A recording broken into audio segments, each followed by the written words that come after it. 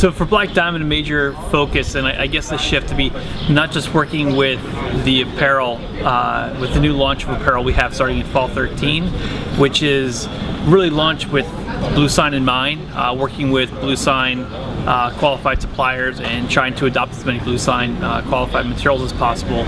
But taking that approach and bringing that to our hardware materials and our equipment as well in Black Diamond. So some of the best aspects of being here at the bluesign conference is really the collaboration with the different brands. It's getting inspired through the speeches to help continue to evolve our own philosophies and our own approach to chemical management and corporate responsibility at Black Diamond, but also understand how people are executing.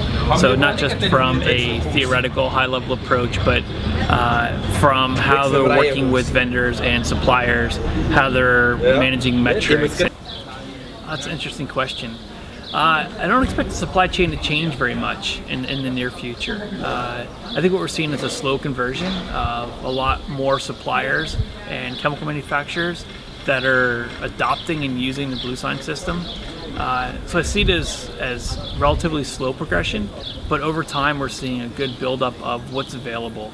So it's not just from high-profile branded suppliers that are producing bluesign approved materials.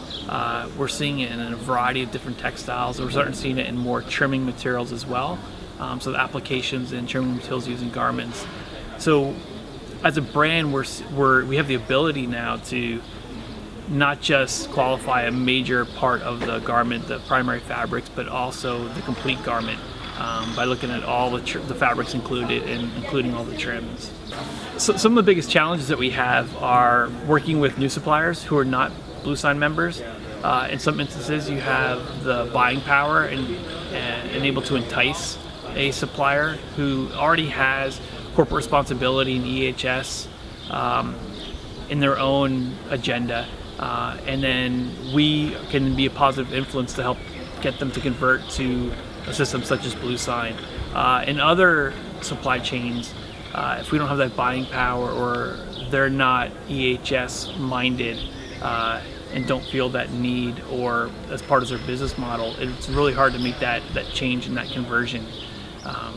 So we need to continue to work with those suppliers to build up to some level of compliance and responsible manufacturing. And in other cases, if they're not willing to make those steps, is to look through other parts of the supply chain to get similar materials, components, or products. Yeah, some of the biggest industry challenges right now are there's many different work streams that are happening, and it's really confusing to the average person at a brand. At retail, there's no way a consumer can understand what is happening. There's an amazing amount of great work. We just heard from both Nike and from Adidas.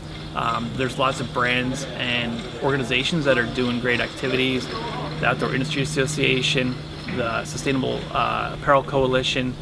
There's lots of great tools now, the Higg Index, and all the bluesign tools. But it's not easy to navigate through all those. It takes an expert, someone who's working in all these different groups to understand the similarities and the difference between each tool that's out there, how to best use them, and what's suitable and best for their own brand or company to implement.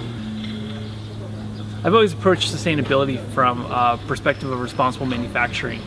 There's many questions out there on what makes a sustainable product. Is a renewable material? Is it the end of life and recyclability? And there's many aspects to many different ways to approach sustainability. I've always looked at responsible manufacturing. We're all in business. We're all making product. So unless we stop making product, we do need raw materials. We need resources. We need manufacturing.